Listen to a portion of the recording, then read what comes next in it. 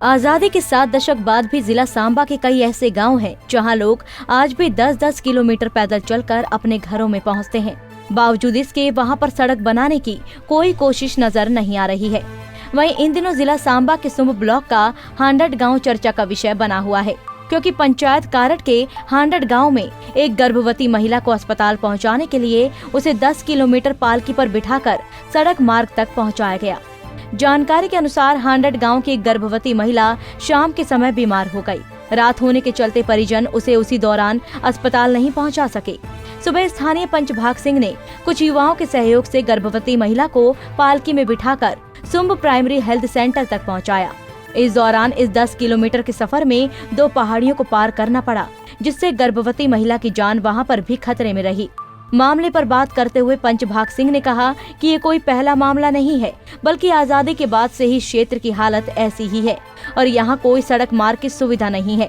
उन्होंने कहा कि सांप काटने, घायल होने और कई प्रकार की बीमारी होने पर तो कुछ लोगों की मौत घर पर ही हो जाती है, क्योंकि 10 किलोमीटर किसी को उठाकर अस्पताल पहुँचाना बहुत मुश्किल है। पंच ने कहा कि कई सालों से सुनते आ रहे हैं कि प्रधानमंत्री ग्रामीण सड़क योजना या नाबार्ड के तहत भी सड़कें बनती है, लेकिन ये स्कीमें सिर्फ बड़े लोगों के लिए होती है। उनके गांव में सड़क बनाने की कोई स्कीम नहीं पहुंच पाती।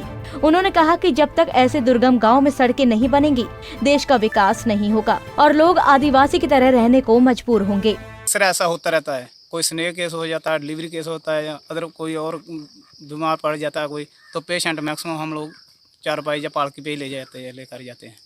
और आपने जो कैमरे से देखा भी होगा, लगाया कैमरा, पहाड़ी इलाका हमारा 10 किलोमीटर बनता है हमारा जीरो टू सुंब, तो मैक्सिमम जो हमारे ऐसे ही केस होते हैं और रोज़मर्रा का ऐसे ही ज़िंदगी जीते हैं हम लोग। और प्रशासन के आगे मैं अपील करता हूँ कि कोई न कोई, आजकल रोड सेंट्रल गवर्नमेंट कह रही है कि हम रोड दे रहे हैं, सब हर फैसिलिटी प्रोवाइड कर रहे हैं लोगों को, लेकिन मैं कहता हूँ पूरे J&K में सांबा डिस्ट्रिक्ट ही ऐसा क्यों है जो रोड की कनेक्टिविटी की वजह से सबसे पीछे है। एक सर्वे हुआ था, उसमें पूरा डिटेल में दिखाया गया था कि सांबा डिस्ट्रिक्ट जो है रोड की वजह से सबसे पीछे है। इसका कारण क्या है? जहाँ पॉपुलेशन नहीं है। ऐसे तो हम लोग ऐसे जी रहे हैं जैसे मान लो कि गुलामी में जी रहे हैं।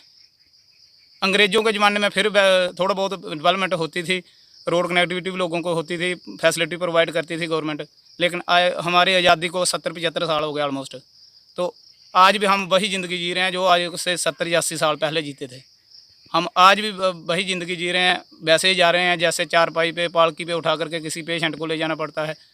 अभी तो चलो सुबह का टाइम है, ये रात की, कल शाम की बीमार है ये, और डिलीवरी केस है।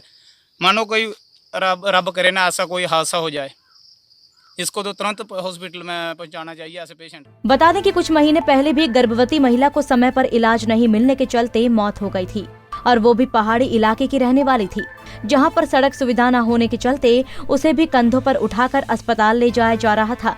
सांबा से अजय सिंह, पंजाब केसरी टीवी।